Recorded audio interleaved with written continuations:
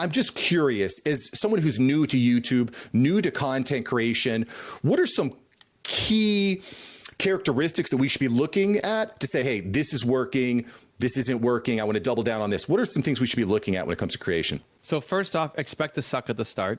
It took me 350 public videos until I wasn't completely embarrassed by myself.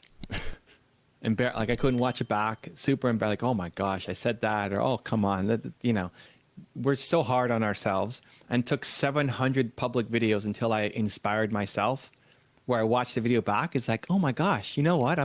I think I'm kind of getting good at this. 700 Only 700.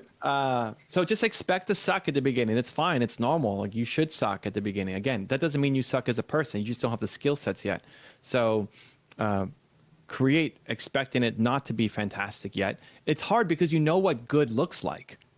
Because you can watch other people's shows. Maybe you love Mark's show and you watch what he's doing. It's like, man, Mark, you're so good. You got the voice, you got the setup, you ask great questions, you got these guests. Like, you're so good. You know what Mark's show looks like. And then you go create your own, and it's nowhere close. But you're judging against Mark's middle, right? Not where he started.